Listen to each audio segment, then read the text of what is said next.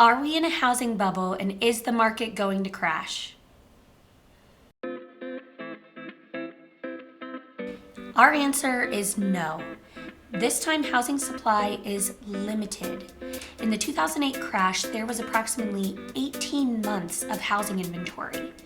Over the past 4 years, we have been, as a country, on average at 5 months inventory, and it's been consistently going down year after year. The country as a whole right now is at 1.9 months of housing inventory, and our current our local Reno Sparks market is at 0.3 months inventory. And remember, when supply is low and demand is high, prices are naturally going to increase. According to Harvard, Americans have more equity and less mortgage debt in their homes than in the last crash. As a matter of fact, in the last 7 years, the equity has doubled. Demand is real this time.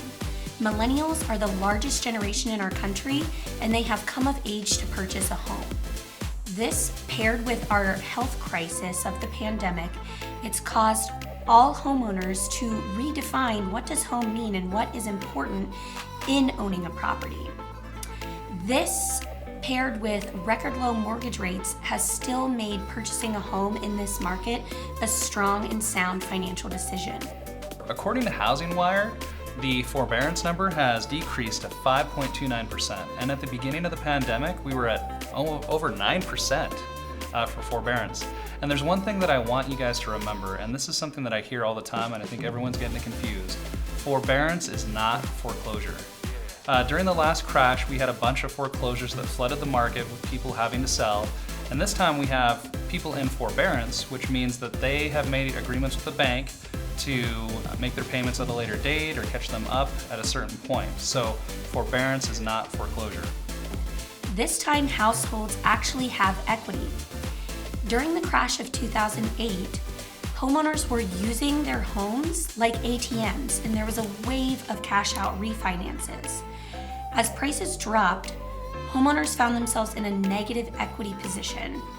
And when the market cooled, this caused a wave of foreclosures. People and banks have learned their lesson this time, and cash-out refinances are at less than 1/3 of what they were leading up to the crash. 57% of homes in America are at an over 50% equity position. This allows a lot of room for the market to cool off and people still be in a great positive equity position. So in closing, I want everyone to remember a couple of points in this video. As the unemployment numbers go down, so do forbearance numbers. So as people are starting to go back to work, they're going to catch up on those payments, and there's already a trend of that. We've been going down every month since August. And during the last crash, people were over-leveraged, way over-leveraged, okay? We had one person or two people getting 3 homes and not having any equity, and then the notes getting called and having to foreclose.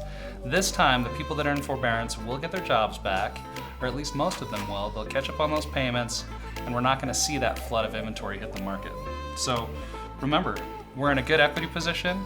These homes, forbearance is not foreclosure, and we've got high prices and high demand controlling the market and keeping that level going up. It might level off, but it will continue being strong in the near future. It was great talking to you guys today, and we'll see you next time.